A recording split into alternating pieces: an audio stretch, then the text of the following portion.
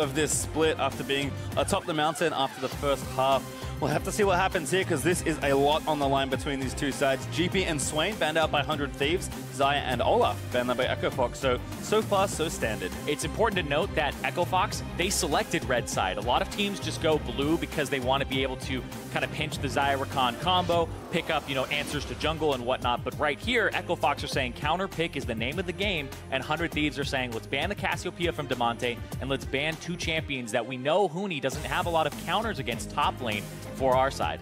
Makes sense to take away Damonte's champion and make him show you another one. Ryu's Talia actually going to be banned away here, so a small amount of attention paid mid, and as a result, 100 Thieves thinking about that Ryze first pick. Yeah, and they lock it in. Ryze, Skarner now on the table for Echo Fox to pick up, but Dardoch, I know he hates Skarner. I was watching his stream, and he was just like, nope, only good junglers don't play Skarner. It was pretty much, hey, I thought he was good, pick Skarner, nope. Not on that list, and so Dardoch, we'll see if he actually picks it here. Because 100 Thieves, I think they're kind of betting on the fact that he won't do it. I think they are as well, and even if he doesn't like it, maybe he likes winning. So we'll see if he does take it, given that this is their final regular season game. Tiebreakers notwithstanding. Caitlyn, though, is the lock-in there for Altec. And a lot of Caitlyn-centric lanes in recent memory for these two, and Dardoch will eschew the trade. He goes for Sejuani. Yep, and that's something that is actually a bit of a red flag, where if you're going by power and like tier list, Skarner is considered much higher than Sejuani right now on the current patch with Predator, and especially with the #1 counter of Olaf banned away, Sejuani going to that instead does raise a few questions for Echo Fox moving forward, but here, they're going to have this in that jungle, so it gives engage power over to Dardoch. I mean, it is kind of a Dardoch thing. Who is right, Dardoch or everybody else? We'll have to see as Braum is locked in there for 100 Thieves, taking away a pretty powerful lane dominant support. And I was going to say, Meteos has played some Skarner, I believe, but has been preferring the tank, so back to Zach. Skarner will drop through this. The classic for him. Yeah, Skarner up against Sejuani, you can be stopped by multiple things. The Q, the W, and the R from Sejuani all do kind of put a damper on it, so now Meteos going back to the signature Zach, having some playmaking potential. 100 Thieves, it's been different people stepping up. We go back to Ssumday having a really good week. Cody Sun and Aphromoo constantly. It was Ryu yesterday, and Meteos very recently as well. So now on this Zach, I want to see what he's able to do and how he's able to affect these matchups, because now this mid lane, pretty neutral, I would say. Yeah, I mean, Damonte just kind of taking a strong team fighting, strong mid laner, nothing really to worry about, especially 1v1 versus Ryze. He did flash the Zoe. He had a disgusting entrance into Academy when Zoe was significantly more powerful, I might add, so certainly knows his way around that champion. But Azir kind of fits more of the profile, similar to Cassio in some ways as far as your team fight power, and if you can show up playing this type of champion at a high level, certainly putting forth his case for being a starter on this team. Yeah, and that's something that frees them up a lot. They have a lot of, subs they're trying to figure out, because in playoffs right now, Echo Fox have run 7 different people. Yep. You can only have 6 players in playoffs. You have to lock in a single sub. You can't have more than that. So Echo Fox kind of giving Fenix and Adrian a little bit of a break so they can rest before playoffs was kind of the idea that Inero had thrown out there. We're seeing what Damonte and Papa Chow are made of, and this is kind of like a tryout for them in a sense. Certainly in a lot of ways, stage experience is valuable for these younger players, even though Damonte does have some from last split. Never mind though, as Phase 2 is underway for these bans. Tristana and Jinx banned away from Cody Sun, so a lot of attention being paid towards these marksmen. Alistar on the other side for 100 Thieves. So what they did is they took away the marksman that can hyper carry for Cody Sun and also have good effective range versus something like a Caitlyn and can actually match her in the lane phase. Kog'Maw is what I think Cody Sun will go towards next if he's looking for long effective range, because already Xayah and 2 others have been banned away from him with the Kate taken. Tahm Kench taken away though, again. Both these players actually are pretty late-game-centric ADs. We've already seen the Caitlyn, so taking away one of the pieces of protection and a good defensive support pick in general. So we'll see what Echo Fox want to do. I mean, they could also grab... Oh, they already have Caitlyn, never mind. So can't grab Marksman unless something truly crazy is happening. My favorite part about this is we're not even considering that Huni should take something early, because it's like Echo Fox picked red side. They want to counter pick top lane. They want Huni to be able to blast Ssumday, because Ssumday has busted out the Poppy as a counter to Camille and the Darius as a counter to tanks and Cho'Gath. So you don't want to blind pick against Ssumday, because he's shown that he's doing his homework and he's going behind the scenes to figure out what he can do to get an advantage over his lane opponent. He's been playing much better in the later weeks here of the split. I mean, that's generally true for all of 100 Thieves. Looks like Kog'Maw feels a little too risky, so Cody Sun going back to Jhin. Seen a couple of Jhin games recently, but He has not played it yet this split, I believe. I actually think that's a win for Echo Fox, because you think about Cody Sun, this massive damage per minute carry, hyper carry in the late game. He's not on a hyper carry. He's on something that really does open up fights, kind of adds a little bit to the kind of bookends them. The beginning and the end of the fights is really where he's effective. So the Caitlyn will have a really good time in this lane with a ranged support alongside her. So now it's Cody Sun and Aphromoo trying to survive the lane phase, and that's exactly what Echo Fox want, because these two guys on 100 Thieves have been superstars in the second half of the split. Well, it looks like Cho'Gath pretty safe blind there for 100 Thieves, so Huni takes Gnar as his counter pick of choice. Where a couple of top laners banned away, so I think this makes sense. Pretty simple pick, and like you said, it can just give Huni the opportunity to get a lead in lane and then snowball the game from there. Yep. And this match means so much here. Echo Fox, if they win this, they lock in #1 guaranteed. If 100 Thieves win this, they will play Echo Fox later for the #1 and 2 spots. They will lock in a first round bye, but they will play for who is #1 and who is #2. And that is huge for both of these teams, especially 100 Thieves. New organization, completely coming in, making their mark on the NALCS, and that's how they want to do it, is with a win here. Crazy to think for both of these teams. It's been very up and down for a lot of organizations this spring, but to think that these are the two that are effectively battling for first, and in this match, there is basically that on the line here. Definitely a lot to play for in one single game, but who will show up? This is the thing where you really test the strength of your players, because these are the moments where it doesn't matter, you have to perform. It's the same in a best of 5. If you go to 5 games, you better play really well in that last game, because it's basically a best of 1. So a lot on the line here in one single game. And you're talking about testing these players. Demonte, Papa Chow, they were just pulled up from Challenger. This is their second game on this stage with this team in this lineup. A lot of pressure on them here, because 100 Thieves, they have been surging with that 7-1 record in the second half. I have to think kind of did their job yesterday. Echo Fox feeling confident enough to bring them back in from Academy, keep them on the roster here. Packed out here for, surprisingly, again, like one of the most hyped games all day long, at least for the regular games, because remember, they will be tiebreakers today. Absolutely, and I harken back to preseason power rankings.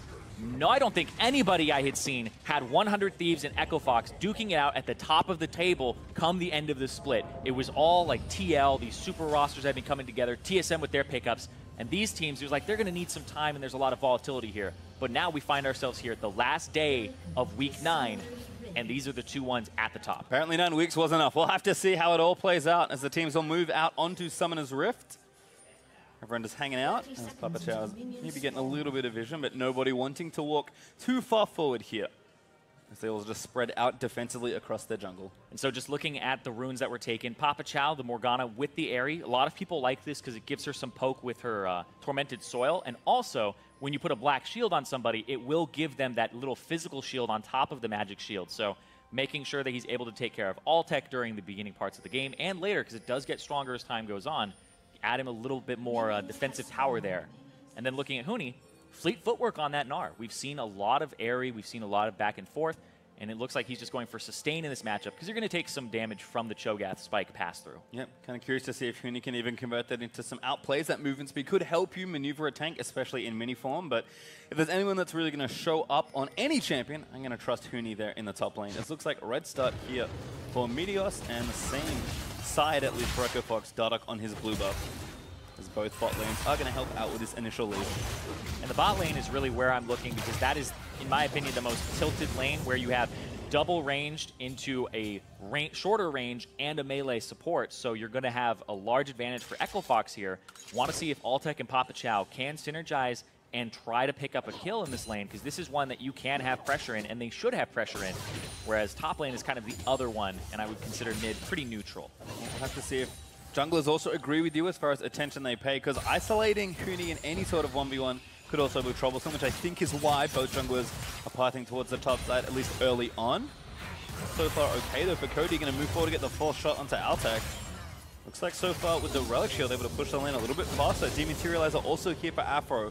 So there we go, there's level 2 pretty quickly for both. Yeah, I like how Dematerializer, it doesn't actually turn on until right after the second wave, so you can't like cheese a level 2 off of minion Dematerializer. You'll see it comes up right here as the third wave comes in. Solo lane level 3 cheese action. Instead, just Cody and Aphro playing it safe here in this 2v2. Certainly on the lookout for how Papachar continues to perform here in the LCS. As Dardoch already looking for an invade, going to try and hunt down Meteos towards that blue. Knows that's gone, does not check the wolves though. Yeah, knows that it's gone, and now he's wrapping around mid, and they don't know that he is here, and Ryu is shoving in this matchup. Monte a little low, but Dardoch staying in the fog of war. Meteos on his Raptor camp. Going. Here comes Dardoch. Ryu now knows what's up. Maybe a little too late. Actually going to have to flash away. Dardoch tries to follow. Does get down. Needs one more order for the Permafrost. Stun lands in. Just need a bit more damage, but Meteos is here. Ryu kind of lives through that, but had to burn both summoners. Yeah, he got the flash, and then he burned the heal, and he used the root onto Dardoch as he kind of got stunned. And remember, Sejuani has to auto you or hit a spell again to crack it and do the percent HP, and he got the root off and walked away as he was stunned. So Ryu did not eat that extra bit of damage. Good bit of situational awareness there for Ryu. Lives through the first gank, but still pretty effective for Dardoch. Happy to trade his summoners for 2 in mid lane. Yeah, and I think that's something that junglers should almost always do, is burn your flash to get laners flashes, because they are constantly in a 1v1 or a 2v2, and you get to go farm your jungle and you're not in threat of, you know, being exposed and having to like use your flash at that point. If you have to flash battling the Braum, you're in some real trouble. Exactly. As Dardoch will go over to that camp, checking back in with topside. Ssumday and Huni, nice and even. Ssumday doing a nice job again, just keeping things afloat. That's kind of most Cho'Gath lanes. Yeah, keeping it even is actually exactly what Ssumday wants here. He doesn't want to get bullied out by Huni and have a large lane advantage for the Gnar. Wants to keep it as even as possible so that it's a lane that's serviceable. And right now, 100 Thieves across the board, win or lose in these lanes, right now they're doing quite well. Yeah, looking good. Actually on the bot side, even, I'll say. That was a very small lead for Cody, but it's negligible as they just last hit these next few creeps. Ryu has returned back from base. Does have himself a tier and another Sapphire Crystal with his consumables, as Meteos maybe checking in with the top side. Does know there's a ward in that brush. Now going to walk through it though. Huni gonna have to get himself away. Here comes the slingshot, and there goes the slingshot. Yep, he's gonna walk away. That's the confirmation there that there is a ward. Now he's gonna go actually, I think, hit the Scryer's Bloom. Yeah, he hits the Scryer's Bloom. There is a ward. Always good to double check. But again, Ssumday has not been too pressured here, so Meteos feeling free to walk up here. Rupture will miss, but Huni effectively zoned off here in this 1v2. Dardoch not up fast enough to try something in a skirmish. Instead, going to invade and get some more vision. Yeah, get some vision. And then also allow Damonte to clear out a control ward that was on the left side of mid and place his own. And now they're going to go invade. This is nice here. Damonte having that priority. Pushes up. Already a little CS lead over Ryu. But it looks like nothing to take, so they'll just back off. And now Echo Fox's turn to push here in the bot lane. Good route, though.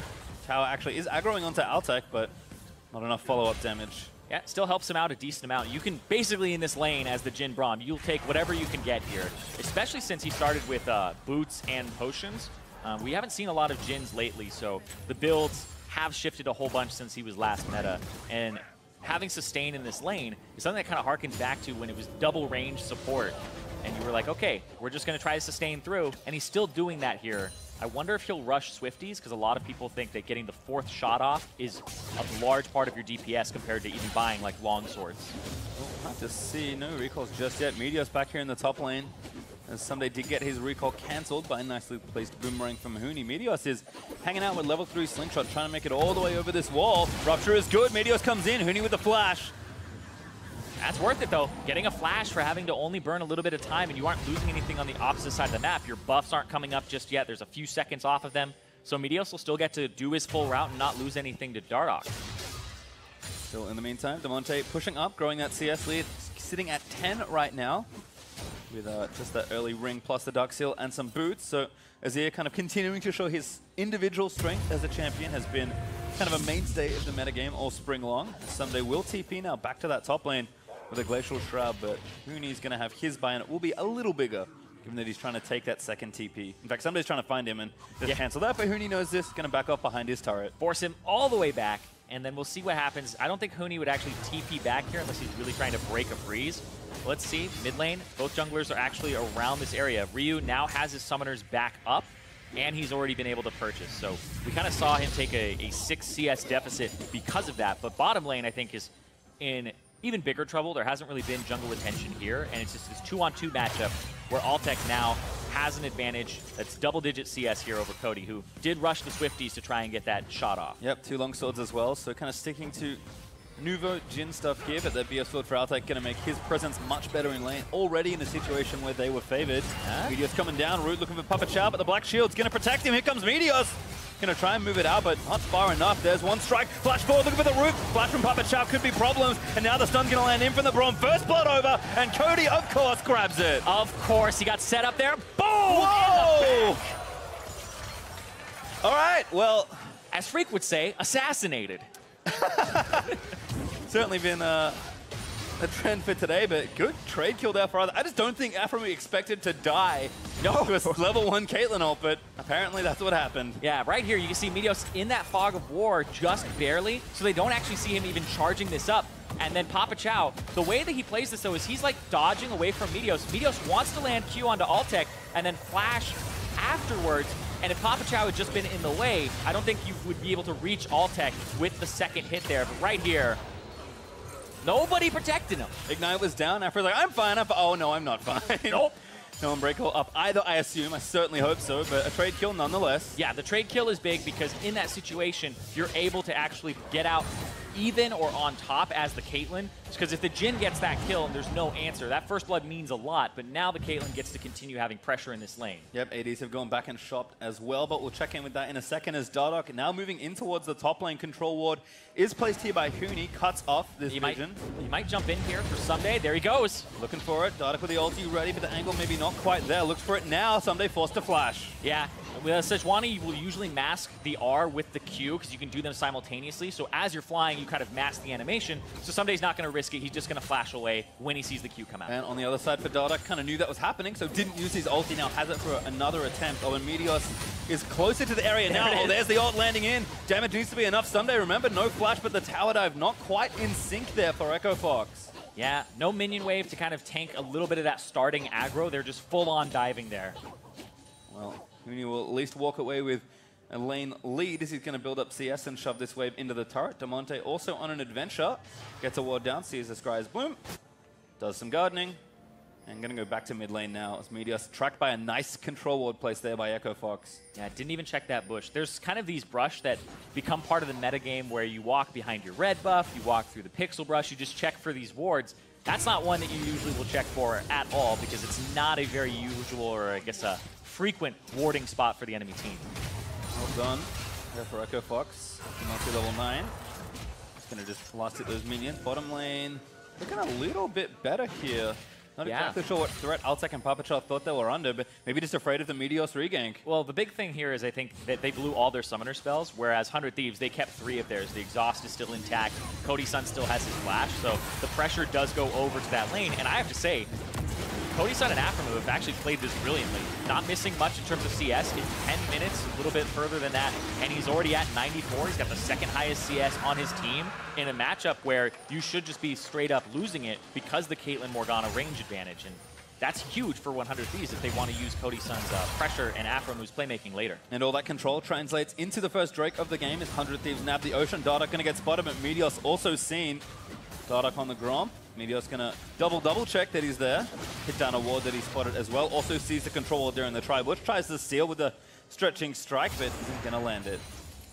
And now Fox have to play a little bit safer on the bottom side because Ryu will wave clear, and now you have to watch for Realm Warp dives on the bottom side with no flashes available. So that's why another reason why Echo Fox are playing safe down below. Ryu chasing in. Damonte gets out of there. Uses that gap close, has to walk probably the long way around, although now going to go a little more aggressively back to the wave. Huni also continuing his pressure on the other side for Echo Fox, up 15 CS or so as Ssumday is busy warding things out. You can see that just on the right-hand side of your screen, puts down a ward in the river to protect himself from another potential dive. Things kind of go in the way I guess we've expected them to go in most of these lanes. Still bottom lane being the exception as Cody a little bit behind right now, but will even right back up and even cancel the recall. That was actually pretty big because he bought Youmuu's Ghostblade, uses it to run to lane, doesn't miss any minions when he gets there, and then he interrupts Altec's recall. So if he interrupts Papa Chow's, it's not that bad. The support, it's totally fine. But Altec's just being like a second behind the supports. Now he has to stay and he can't back. And you can see Ryze is already roamed and Zach is here too. Yep, staying might get him dove. Really smart play here from 100 Thieves, but just some damage on the turret, sitting at about 55% health as Meteos on top of the ward that I guess they didn't know about. Cody was simply clearing minion waves with his W. Yeah, it's funny because you look at all the ward coverage, but hold on, Altec. Yep, no root landing. Dardoch now here unstoppable for Meteos. He uses the left bounce, but the ulti tags Aphromoo for the stun.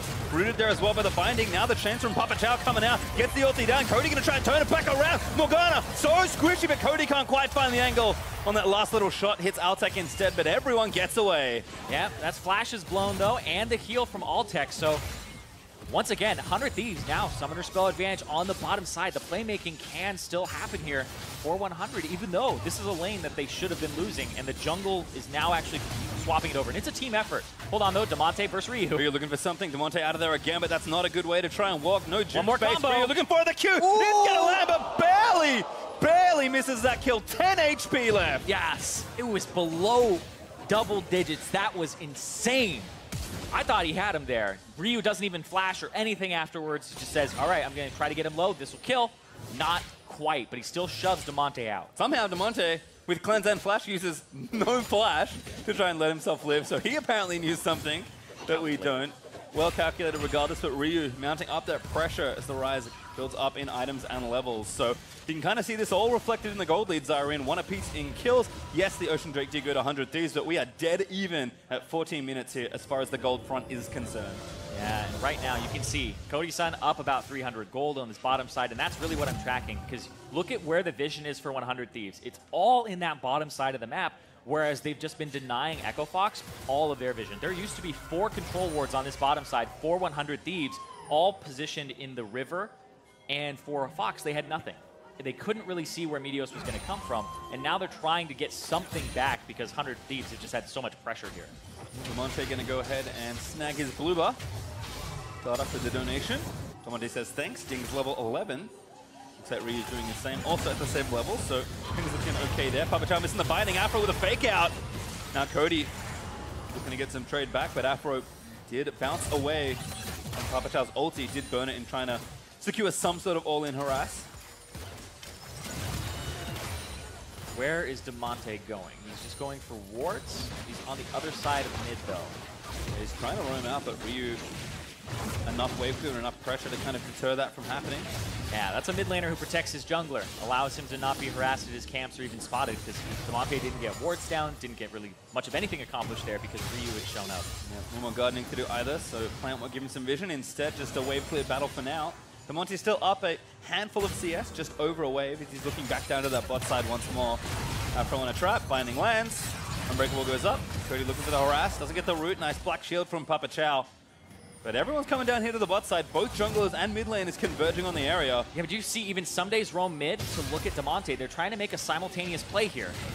Damonte, ooh, the root's good, cleanses out. Good little zip away. TP cancelled from somewhere? That was Huni. Ah. Huni was TPing to potentially help mid, but look at this. Meteos.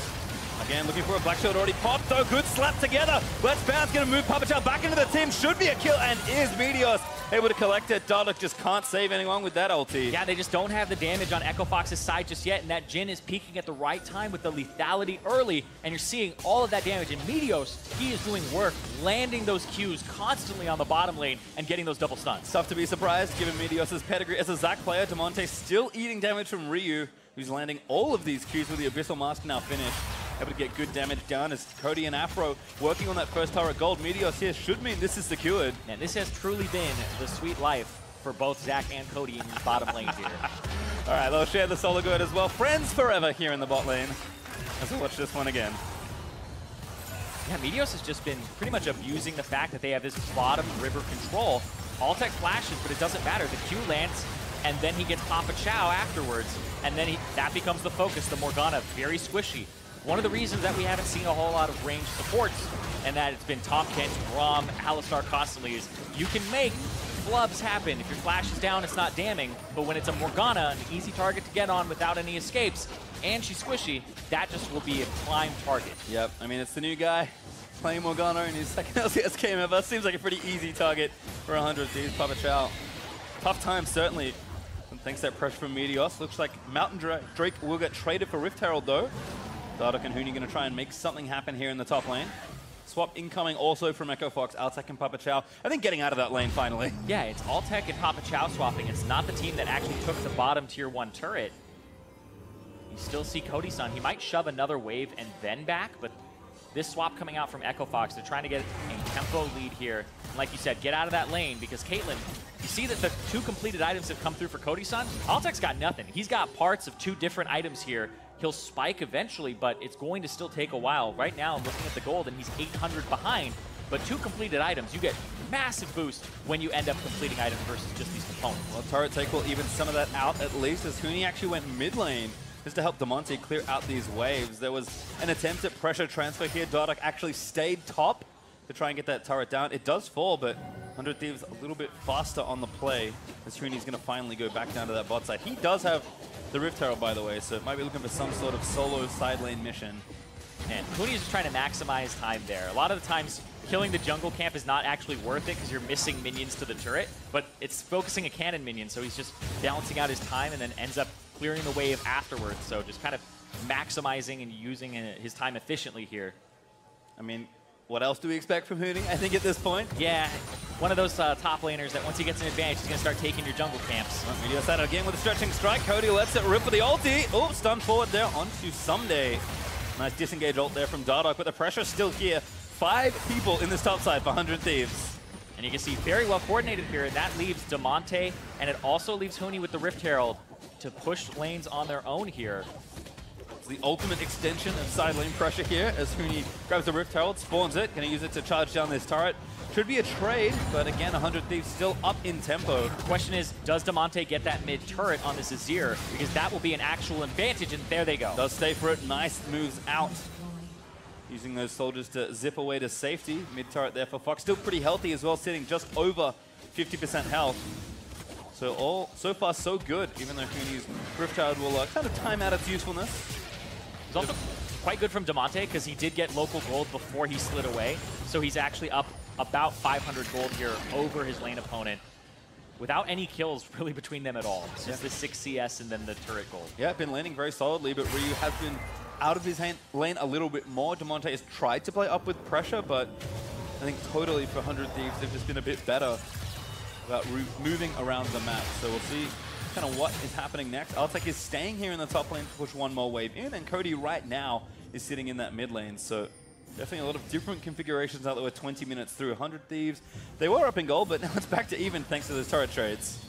When I see the map get opened up like this, AD carries usually find a hard time knowing exactly where they need to be, and it varies from AD carry to AD carry. If you're playing Tristana or Caitlyn, you can actually shove side lanes and get solo experience because you have ways to get away, right? You can lay down traps, you can jump away, you can rocket, buster shot, etc.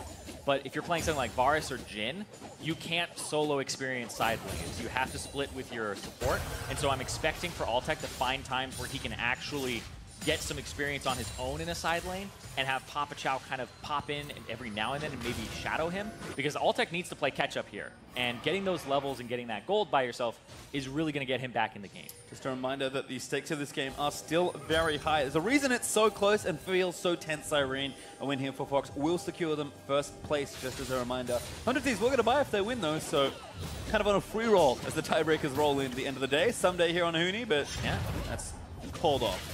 This has been a very interesting game, though, because if I asked you what type of game this felt like, does this feel more like a 100 Thieves game or an Echo Fox game? Pretty sure you'd say 100 Thieves. I would. Because Echo Fox games, they're crazy, and 100 Thieves right here, they're going for a bold play on the Baron with this small advantage they have. There's the TP. Ssumday's in, does not have peace, excuse me. It's going to be pretty risky, perhaps. Huni is around it. But Nash goes over, does go to Ssumday, but the fight is going to break up. Meteos on the other side. He's going to get moved to stun lines in the front line as Cody gets caught. Rift, Realmwalk going to try and move them out. Does save one, but it's only Ryu that gets out to safety. He and Ssumday rolling out of the way as Meteos' passive does get him killed. Ryu will live. Ssumday is trying to find a spot of fog to recall in. Is back on his own side of the map, though, so it's A-okay. But what a hectic Baron fight. 100 Thieves do secure it, though. 100 Thieves get the Baron, but that's still more kills going over to Echo Fox there, and that's going to give them pressure on this turret. So it comes down to the people who have the Baron buff, are they able to actually retaliate? Because the gold is going to be in Fox's favor. Yeah, we can see right now up 1,000 gold as the Sun turret gets spawned by Damonte. 2 items already there for the Azir. Same for Ryu, though, so watch this exchange again. I mean, 100 Thieves, gutsy call to try for this 50-50. Yeah, watch Cody Sun here, because he just gets slammed back by Huni, jumped on, walloped there, doesn't flash away, and then he gets stunned afterwards. And Aphromoo actually dies to the chain from Morgana.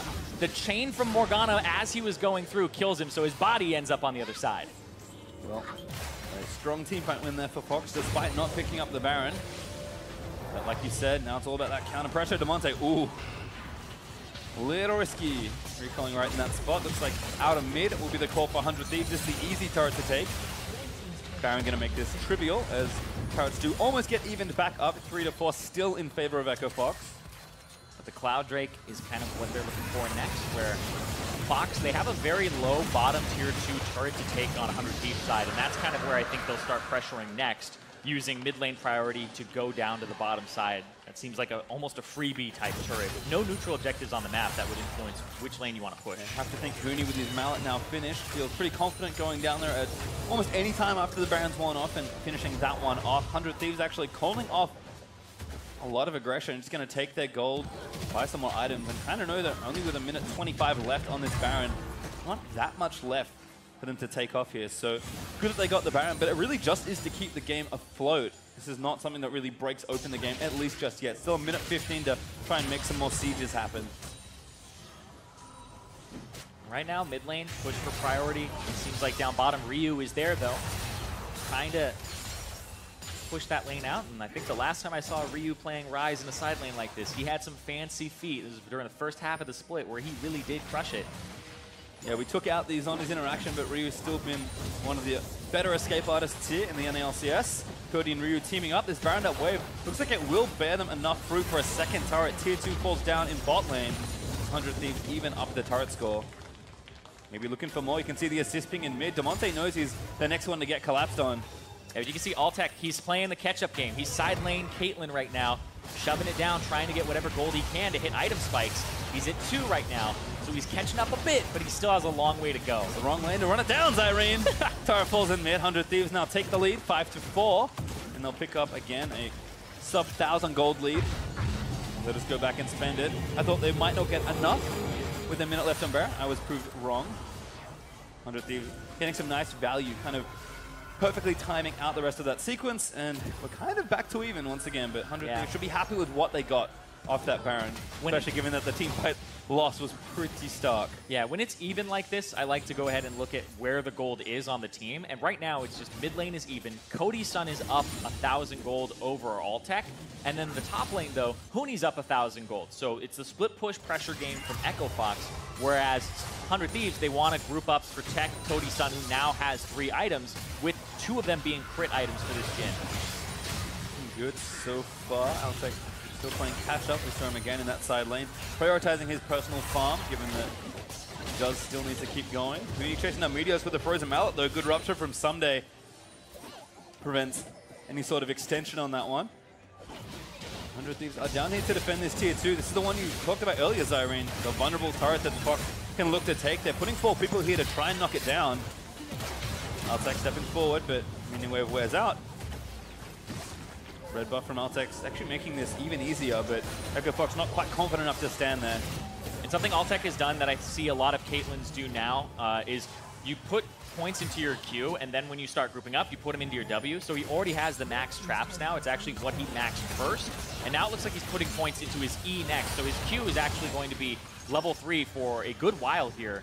And he's just focused on sieging and escaping, not so much that wave clear, because he has static shift. Yeah, makes sense. Just kind of need it for lane more than anything else. Get that Caitlyn pushing power going. Echo Fox, though, will back off that seed in the bot lane. Looks like Baron back in a minute 55. There's another Cloud Drake up in, I'm going to guess, 2.5-ish minutes. That is not an exact timer, for anyone wondering. But again, kind of continuing the theme of this stalemate.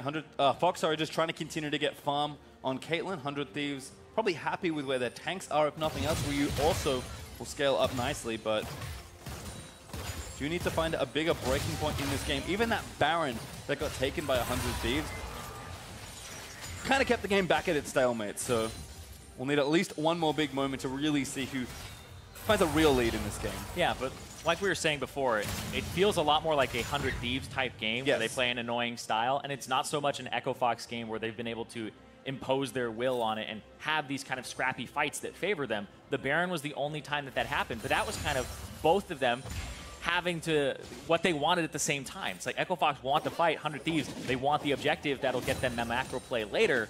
So both teams are able to find ways to play their preferred style, and that's why they're at the top of the standings right now. Yeah, and for EchoFox, I mean, just take a look at Huni there in that bot lane. Built up still a big CS lead. That looks like Blade of the Ruined King as his third item here. So he is hard committing to side lane for now. Exactly. It's pretty much, you know, see you guys when the game is over type build where you're like, all right, I'll be the one hitting the Nexus. You guys just take care of business. Because 100 Thieves, their composition isn't really built for split. But look at that catch on to Cody. Has his flash as well. The CC is just going to keep running, and Dardoch able to get that kill. Now Fox chasing for more. Meteos is a good one to pick off now. He's going to flash. That is a perfect time for EchoFox to go for those fights, because you'll see this time in the game where it's just really nobody's pushing or pulling at all or even trying, and that's because there's nothing to fight for. But they just took out Cody 10 seconds before the Baron is on the table, and now they're trying to make a counterplay. Got Huni's flash off Ryu's Realm Warp. Huni just going to run out towards the safety of his team. Ssumday going to try and cut him off. Meteos is here as well. Huni no flash. Rupture does get dodged. Huni bounces over to the safety of his teammates. Waiting arms. And now EchoFox back on the offensive.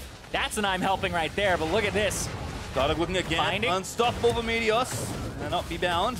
Slingshot's out of the way to safety, but still too low perhaps to contest for this Baron. Cody is back up now though, so once again we may have a reset. But Fox going to try and take their tempo to the left. Exactly. They have Diamante there, who is this Azir, who can just power down objectives. Altec is going to put down this trap line. And they're still going to fight for mid-priority here. Fox going to bait. Ssumday pop the stone plate though, is very tanky, forced to flash out though as Ryu tries to get some splash into the back. Huni sticking around, trying to team fight for a little while. Yeah, I feel like 100 Thieves are at a big disadvantage because you think about team fighting ultimates, Meteos doesn't have his follow-up engage. He looked like he wanted to slingshot in there, but if you slingshot, you just get in there, you Q people, and then you're like, what now? And you're basically just a punching bag for the rest of the team. You need to have that ultimate to really affect these fights the way you want to, so they don't want to take that high variance play, and they cede mid to EchoFox. Too many sums up for the carries on Fox as well. Cody does have his, so his death does not cost him too much more after that play, but Sun Turret here for EchoFox will give them a minute or two of additional mid-priority. Clouddrake's back up, but I don't think either team is particularly interested right now in taking it. We even buffed it, man. Nobody still wants that Clouddrake. It's not as important as the Baron, of course, or even just mid-priority. And as it ticks over to 30 minutes, got to go over who has Gathering Storm. Oh, yes. Diamante and Altec have it on the side of EchoFox, and only Cody Sun has it on the side of 100 Thieves. So right now, scaling a little bit more favoring EchoFox in terms of the runes that they had taken. But in overall composition, it is rather even here. And I think, again, the theme of this game continues to be very even. 1,000 gold up for EchoFox, but over 30 minutes through.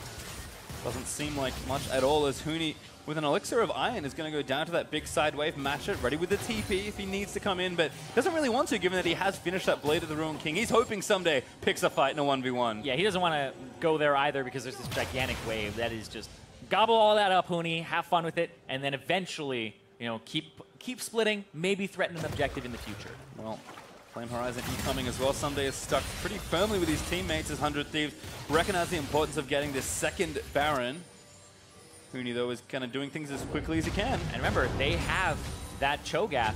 And right now, Huni is about to have his Mega Gnar wear off, but he is level 18, so he'll start powering up again very quickly. But right now, there's the TP. He doesn't have any bar at all. Good timing here for 100 Thieves. Going to try and rush it down. Dardoch not going to make it into the pit. Aphromoo looking for the disengage. Goes down. Feeds from Ssumday. Secures on the Baron. Here comes the Realm Warp out. See you later, 100 Thieves. They escape after that heist. That is a party portal if I have ever seen one there. Ryu gets everybody out, like you said.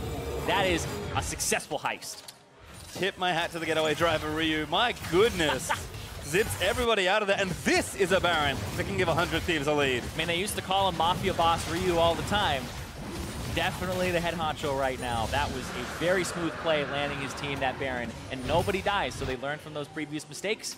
And you can see, it's just a very fast Baron take here with the Ryze. And then they also throw down the Cody Sun crit at about the same time that they throw down the Ssumday Nom. And that is huge that it hits the Braum and it doesn't hit the Ryze. Yep, Aphromoo there with the support play, as always. Blocks off that disengage and lets them disengage from that Baron back towards the safety of their top lane.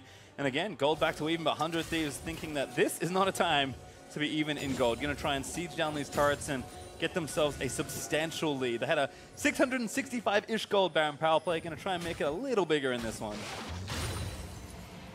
And now you see Echo Fox, they don't feel comfortable split pushing with Huni despite his large advantage that he's had all game long. He's up about 2,000 gold.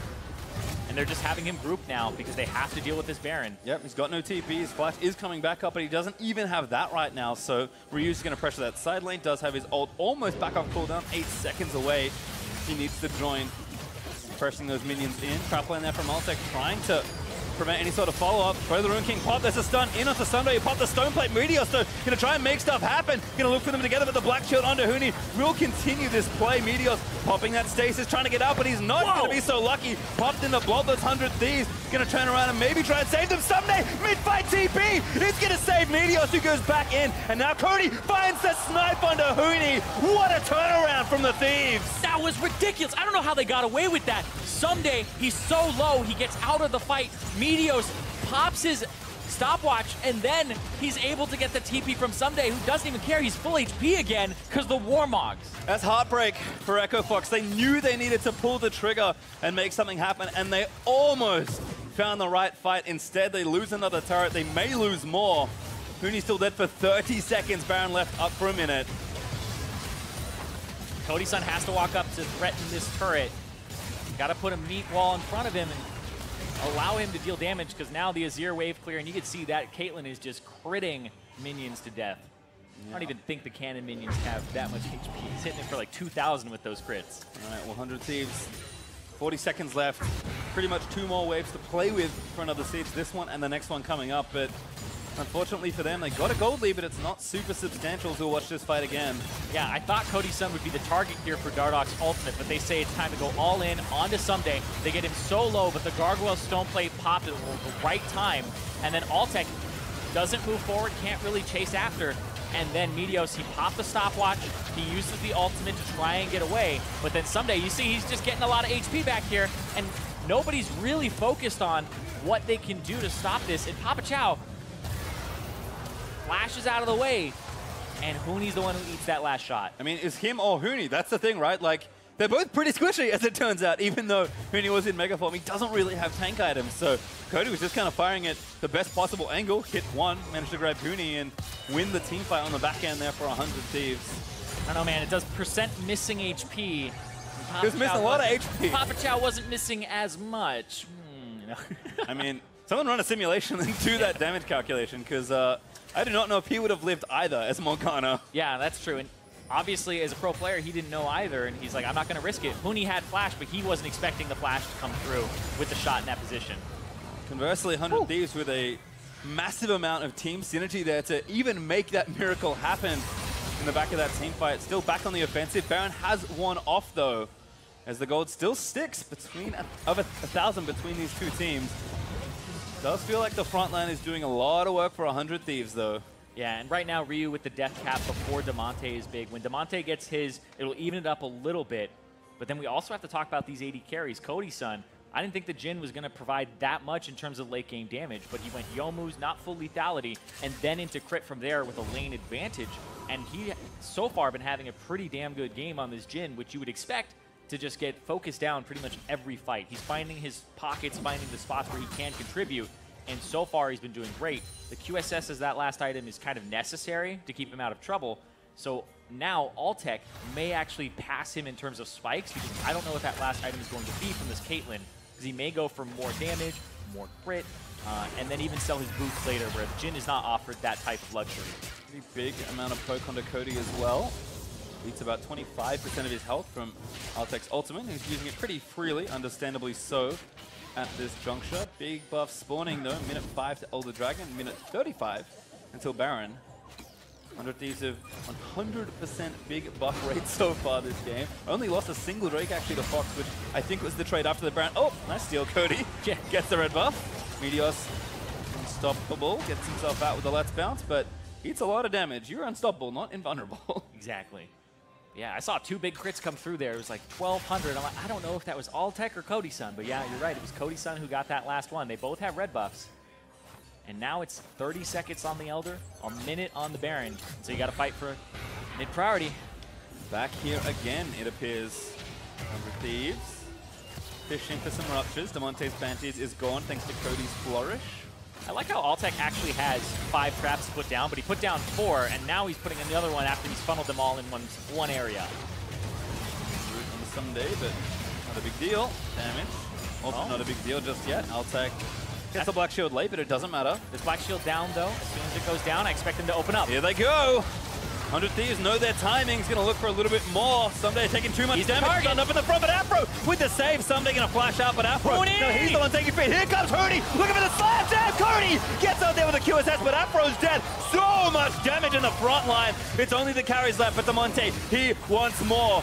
Dardoch also chasing, but the damage is enough. The Comet gets the kill off of Cody Sun's Jhin, and the carries will live to fight another day. Yeah, the kite backwards there, and that actually ends up being a 2 for 2. It's an even trade, but Fox have a little bit more here on the side of the Elder Dragon. Have damage, but they don't have a smite. Who even tanks this? Meteos is here. TP in. TP.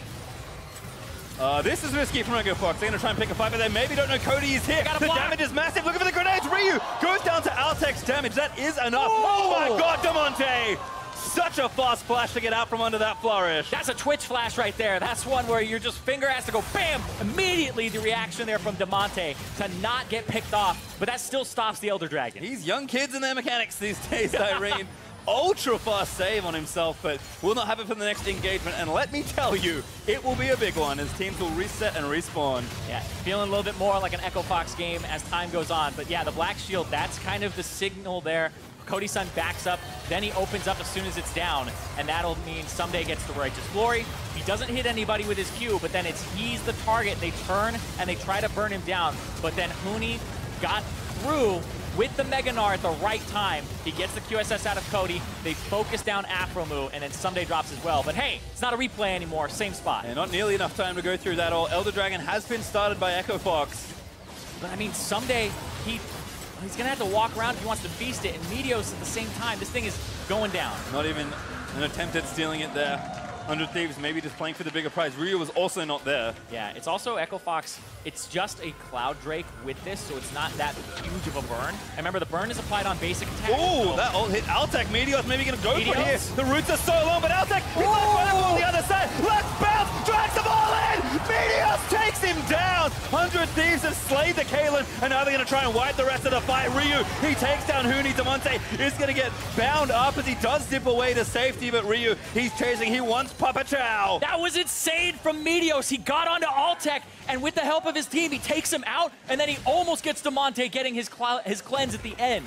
2 dead mean Baron will be started by 100 Thieves. Feast is up for Ssumday. He takes away the blast cone from Echo Fox. And Dardoch's not even going to try. This Baron dies way too quickly. Oh. Usually you don't take a fight against an Elder Dragon team, but they said, hey, they have just a Cloud Drake behind it. They go for the fight based off the positioning, and they catch that one carry that they really need to take out here. Watch this. He even gets Black Shield fast from Papa Chow, but then Ryu has the damage. It's the delivery, and then as he hits the ground, he just drops. And then Meteos, he gets the Q here onto Damonte, turns, hits a minion, pulls him back, getting the cleanse afterwards, which almost kills him after he gets rooted and just has to slide out. From this point on, just nothing Echo Fox can do but try and live in as many positions as possible. 100 Thieves grab the Baron. They'll retain a gold lead. Only 2,000, still remarkably close in this game, but once again, the Thieves will have the advantage. Yeah, 100 Thieves with that push advantage from that Baron. We're looking at 6 items right now for both their carries. I'm looking over at the side of Echo Fox, though. Damonte still has to get his Liandry's Torment, and it looks like Altec is going for Blade of the Ruined King here as his final item, just completed now. So when you're hitting that Cho'Gath and that Zac, they've built a lot of HP. It's going to be a very effective item there. And we've seen, again, the Thieves front lines do so much work in a lot of these team fights. Meteos pretty much winning single-handedly the back end of that one that got them this Baron, but Echo Fox are not going anywhere without a fight. Huni is still bruising Gnar with Hysterics as his 4th item after Blade of the Ruined King. See how they play these team fights, but boy, oh boy. It's funny because like Sterix is melee only, so it actually works for Gnar because he technically does kind of count as a melee champion. Enough of the time when it's relevant. Yeah. Certainly a melee champion. 100 Thieves, minute 45 left on this Baron to play with. You mentioned the Elder before. Was only the first one as well, and a single Drake Elder for Fox, which I think did spur 100 Thieves to force that fight. But I only mention that because we may very well be in second Elder territory this game. And you usually aren't. Games usually don't go that long. And remember, it takes 8 minutes to spawn, not 10 anymore, so it's up even faster. Well, 100 Thieves, I can feel the playoff bye. They just need to do a couple more steps. Get some of these inhibitors down, continue to force plays. Aphromoo tanks. Demonte is so low. Yeah, got poked out. I think Cody was looking for the snipe, but Demonte's got to go back to base. Limps back towards the fountain to regen. 100 Thieves still looking at it. Again, trying to keep the siege going, but Fox have done a great job wave clearing for as long as they can. Finally, a weakness is exposed there in mid lane, but Huni almost tired, looking for something. Black Shield's going to mean he goes offensive. Ssumday, the target once again. The root lands onto Aphromoo. Meteos back to the backside once again, but Demonte kicks him out with the ultimate. Altec is so low, but he's still living on the other end of the fight. A root from Cody finds Huni, but no follow-up damage. That was smooth from Demonte there. He went forward to dodge the Zac coming in, knowing that if he went backwards, he doesn't have the time to do it. And then he used the Azir wall, which spawns behind you, and pushed him past the Vector cast. That was super sick from him. And Sun Turret will be felled as well. Finally, an inhibitor that 100 Thieves can play for. And Meteos, he knows he's not seen behind this wall. And the unseen Meteos is the deadliest here. He keeps finding these engages onto the backline, and he mixes it up. It's not Altec every time. And so Papa Chow has to stay on his toes and throw the black shield on whoever it looks like it's going to hit. When they're clumped up, it looks definitely a prime position. Yeah, a ton of patience here from 100 Thieves. Baron has one off, but they're going to just threaten here with the Zac. Should be enough to get them the inhib, and is. As Cody Sun steps forward, Huni also had to deal with this big wave that are built up top, and there's a wave coming from bot side as well. Echo Fox on the back foot here. They have been the #1 team all split long. They have not dropped that position. And if 100 Thieves beat them in this game, they'll have to fight to hold on to that in a tiebreaker. Yeah, been given the runaround so far.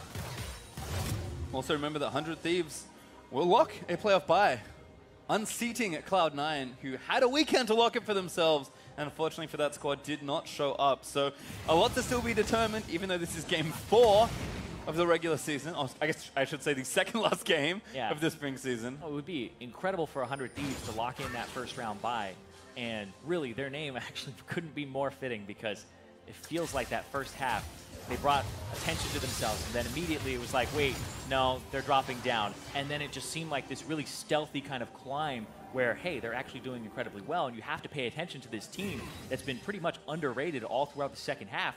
And now, locking in a first round bye would be insane for this team that just came together in spring, in this organization who just popped up. How many wins do they have to steal for us to stop calling them Thieves and just start calling them good? At this point, I think they've certainly earned that praise. Ssumday getting things going here on the bot side. I mean, don't look too hard at the inventories because they're very busy right now, but safe to say that we are late into this game, and 100 Thieves have shown it practically every turn. They feel so confident in closing this one out. Echo Fox, they've lived some miracles this split already. We'll see if they've got one in the back pocket. And once again, the objectives at the same time. Minute and 30 seconds, now you gotta pick and choose, because right now, 100 Thieves, them getting the Elder Dragon, it's their first Elder Dragon, but it's one that has 3 Drakes behind it.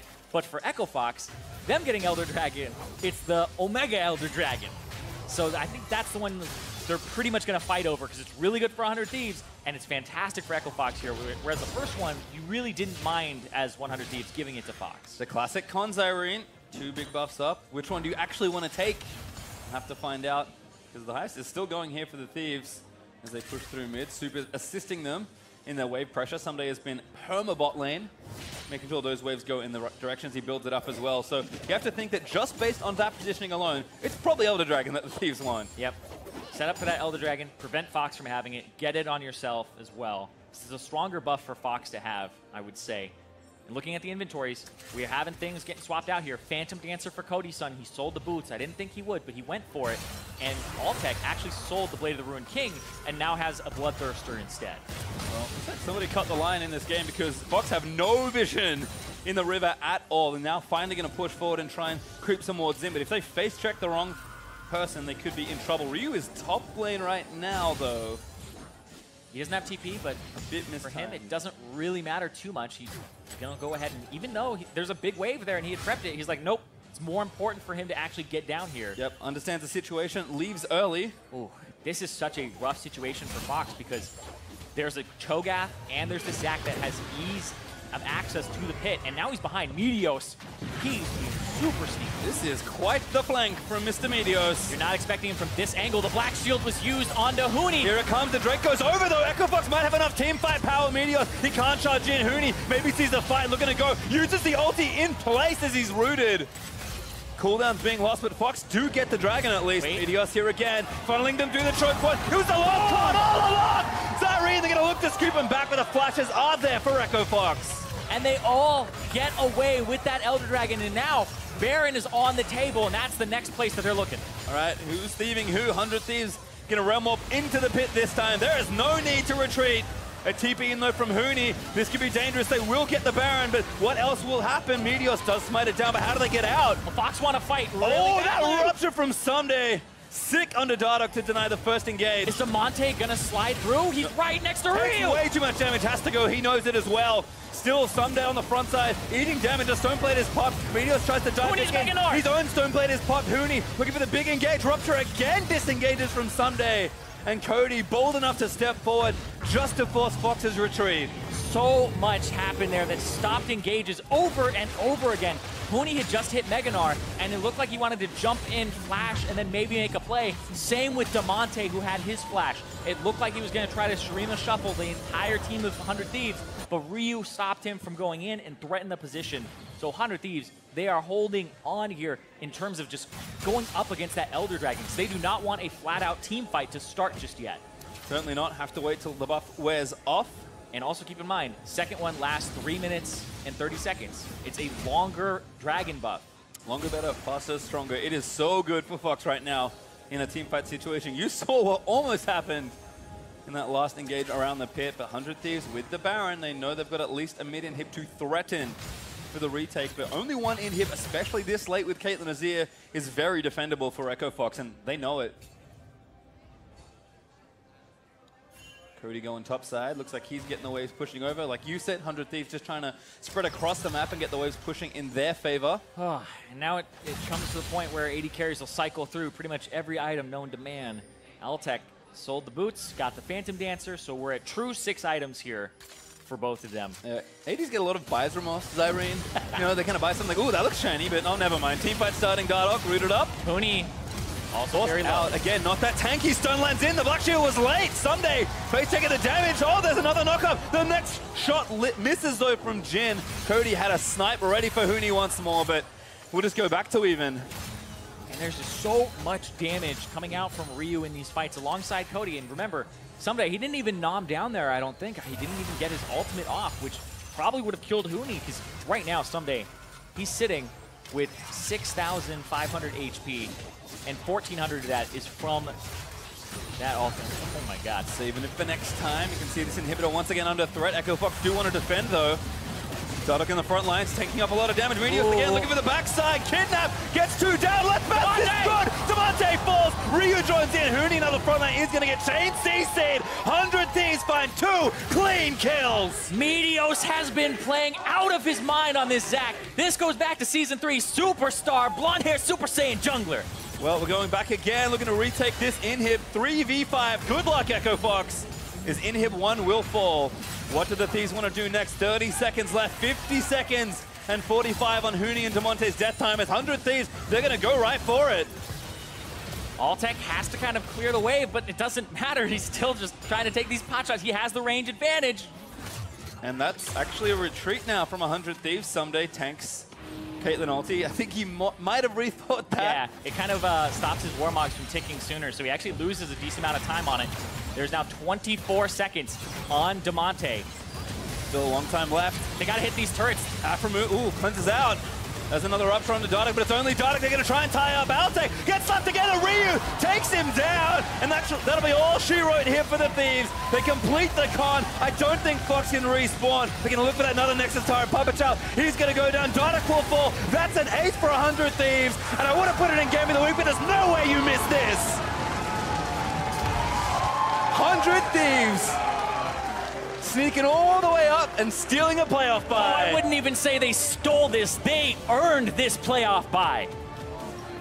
What a slugfest. 52 minutes of back and forth action. I want to know what the biggest goal lead in that game was, because it cannot have been like over 3,000 or 4,000 most likely. That was such a close affair. The end of the game is just a 6,000 gold difference after all was said and done for 100 Thieves, but it didn't matter. Everybody's sitting with extra gold in their pockets. That game was on a knife's edge. It comes down to the small mechanical things in those fights.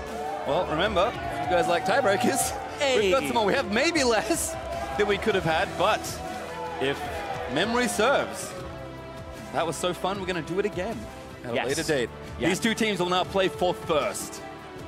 That is a match you do not want to miss here, and you can see Echo Fox, that is a stressful game to be in, because it's one where you're trying to find some form of advantage, some way to play your style, but 100 Thieves navigated around the behemoth of a team fight that Echo Fox were trying to force over and over again. And I gotta say, Meteos, that guy was playing out of his mind. Certainly was. It's time to catch our breath, though. We'll send it down to Overly in the heart of the Freljord for 100 Thieves. Here we go. Thanks, guys. I'm here with Aphromoo. Congratulations on that victory against Echo Fox. What's going through your head right now? That was a rough game. Echo Fox did really well. We also have to play them later for the tiebreaker for first place, so hopefully it's not as long as that one. I was about to say your day is going to get even rougher. You are going to play them again. Not asking for strategy, but how are you going to do it? Same way we did just now. A little cleaner, though, hopefully. All right, cleaning it up for later in the day when you do face them. Best of luck to that. For more on the game, let's hear from the analyst desk. Thank you very much, Avali. Holy crap. That game was intense. Looking forward to some playoffs to that, maybe? Yeah, right? I mean, go figure that now these two teams are tied for first place. We'll have to play a tiebreaker at the end of the day to determine who gets the first seed and who gets the second seed. But if that's any indication of the kind of play or the intensity of games that we will see come the playoffs, then I'm excited. Yeah, I'm going to be real tired, too, because that was really tense to watch. Stressful as hell. Yeah. And, I mean, even going back, it's so hard to remember the beginning of this game, but it was a lot of Meteos' ganks around the bot lane, which is very important because they do have the winning matchup with the Morgana Caitlyn who want to push in, but that was a nasty Q onto Altec to ignore the Papa Chow as the obvious target so that he can get him later. And then 100 Thieves, or excuse me, Echo Fox get back in the game, but the objective control. 100 Thieves had 4 Barons and gave up 2 Elder Drakes. Right, exactly.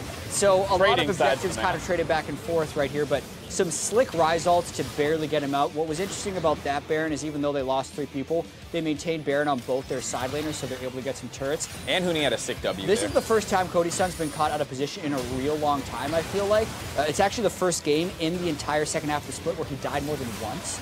But they didn't actually get anything off that. They had to split up and deal with side waves as the Baron hadn't quite spawned yet. And then 100 Thieves keep pulling this play off, burn the Baron down, Ryze ult down. They could never really interrupt it. This game keeps going back and forth. Huni's built for the split push, but then now they're losing objectives. He ends up grouping up more than he wants to. Mark, you said it, and I feel like it's easy to look over point, which is that 100 Thieves map control and side wave pressure was far superior to Echo Fox, so that even in those instances that Echo Fox garnered small advantages, they were relegating to dealing with those side waves and not actually pushing the advantages forward, which could be indicative of the 2 subs coming in and not being as gelled with the remainder of the team. Right, I mean, they picked a Gnar into the Cho'Gath, and now you're trying to run this 4-1 composition with 2 guys on your starting roster that you haven't really played with all year. It's going to be difficult, but boy, did Echo Fox make it close. I mean, also the fact that you have the Ryze versus Azir, it made it so Ryze could be in a side lane, but neither Caitlyn or Azir want to match him. So it felt like the kind of thing, like you said, maybe some rookie inexperience, maybe some comp problems, but Echo Fox were down map pressure the entire game. Still a crazy game because they were trading up on turrets every now and then to keep the gold close, and then the fights were back and forth over and over. Yeah, 52-minute game, 21 kills across the board. Gold graph isn't pretty, but it means there were lots of fights and lots of action, so those are always the fun ones to watch. Heart race monitor. I mean, you can see there, too, the amount of damage that Huni was putting out, but that kind of feeds right back into your point, Jet. He's building for the split push and then got relegated to the 5-man team fights near the end of the game, and all of a sudden, he's not itemized correctly. There was definitely one fight where he went in with a big Gnar ult that should have won his team the game, but he just got popped by the 2 carries of 100 Thieves because he had built, more for the side lane split push. So just a big issue right there. That brings us back to the standings to take a look at our remaining tiebreaker scenarios. I already mentioned that this will force a tiebreaker for first place between 100 Thieves and Echo Fox. They will play that later today. we're looking towards this last matchup of the day, Team Liquid versus Optic Gaming, to determine whether or not we get one game just between those top two teams, or that we also have a four-way tie for third place to follow. Fold your sheet. Yeah, Don't use your thumb. Fold your sheet. I'm actually really suspicious now of the LCS being scripted, Dash, because I'm just looking keep at the folding sheet, up. Yeah. and we keep folding up, and there's no reason for stats to organize it this way. It's not like the higher seeded team has been on top. It's not like red side or blue side has been on top. Not but at all. literally every fold has moved up towards the top. So now we only have, I'm holding it wrong, I think. Yeah, there it is. 2 scenarios left. And it's, as you mentioned, The point is, we're going to get to the bottom of this conspiracy theory. Foldy for sheets the are rest of trumping you, the okay? analyst Even desk right we're now. starting to believe that the NALCS. I'm actually hoping TL wins this next game, because I lost this game to Jat. That's prediction. true. I did think 100 Thieves were going to win, but I need to find an upset somewhere. Didn't find it here, but if we get the 5-way tiebreaker situation, Yes, that would have 5 games. I can come back against you, and I'm going to have to pick some upsets you then, could, too. maybe if Optic wins. By the way, I got a staff for you, Mark. Oh, God. Rogue Jat stat. Oh, Rogue Jat How many Morg bindings were thrown in that game? Go. Oh, my God. Yeah, what are you tracking? You asked me how many on the split. 87. 87? That's my guess. Oh, Take I it thought or you leave said it. like producer got in your. Oh, no, I don't cheat. It's a long game. Give me 106. If you flip your numbers around, Dash, you would have had it. I believe it's 74. 74. You don't even know your own stat. How can you come at me? I clearly do the stat all the time. You didn't get it. All righty, well, let's next keep time. these games moving along, because we will have some tiebreakers. Game 5 will determine the rest of the day. Stay tuned to see the result of Team Liquid versus Optic Gaming.